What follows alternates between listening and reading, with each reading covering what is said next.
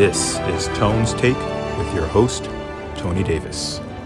All right, hey, good evening, folks. Super quick video because I just wanted to hit on this whole Julian Assange thing not being extradited, and I found it really interesting. The reason why he's not being extradited is because basically our prison system here in the United States is really bad.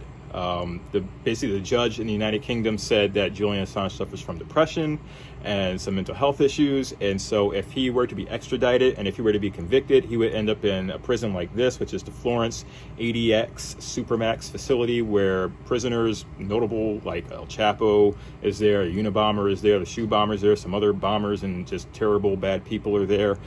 They spend, according to this article, 23 out of 24 hours in solitary confinement. And this is actually a violation of the UN and the UN's Mandela rules, which say that solitary confinement shouldn't last for more than 15 days. So I'm wondering, why are we allowing stuff like this to happen in the United States? But then again, I look at our criminal justice system in general, and I see that it's in shambles. Even after Donald Trump just got his 332-page report, the President's Commission on Law Enforcement and the Administration of Justice, which was compiled by 18 police officers anyway, so it wasn't even like diverse. You actually had many civil rights advocates and the NAACP say, why is this commission basically being put together by police for police and not for the people?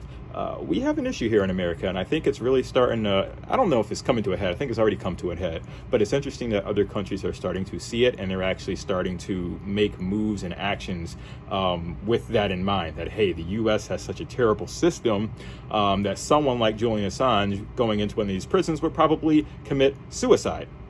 And just reading this article from The Guardian even, I mean, some of these things, there have been 8 reported suicides at ADX since it opened in 1994. Who was the president at that time when it opened? Bill Clinton, okay. So yeah, since it opened in 1994, and many more have actually mutilated themselves in suicide attempts. The rate at which ADX inmates threaten bodily harm was 10 times the U.S. prison average, according to a 2018 report.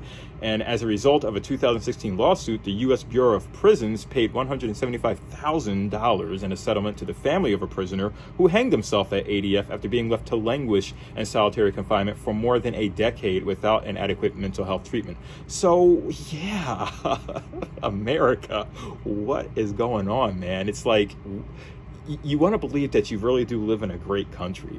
You want to believe that I won't compare us to any other countries because I don't really want to do that, and I don't know enough about other countries to do that. But to me, it kind of sounds like this place is like a gulag from a certain country. I don't know if it's that bad, but just reading what, some of these people have said about it, it's like they basically call it like a hell on earth, just a really sanitized hell on earth. It's a terrible place to be. So yeah, that's basically why Julian Assange was not extradited, or will not be extradited to the United States, because we're a terrible place to get extradited to. And I get it, if he is a criminal. There are many people that side with Julian Assange, said that he was doing the right thing anyway. But do you believe that any criminal should go in here, solitary confinement, 23 out of 24 hours a day?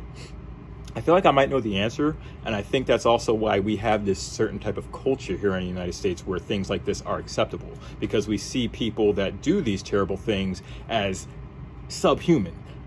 They're not human. They should be treated the way they're treated because they treated others like that. They killed people, or they hurt people in really bad ways, and so they deserve the worst things to come to them. And so there's a lot of thought in that, in terms of, how should we treat people that have just completely mistreated people in general. So I would love to hear your thoughts on that, but I just found this story really interesting, not for the fact that, he's not being extradited, but just for the fact that we have a really bad prison and criminal justice system. And yeah, I think we recognized it, but it's just really interesting to see this all really starting to play out. So let me know your thoughts, and I will see you all tomorrow. Peace out.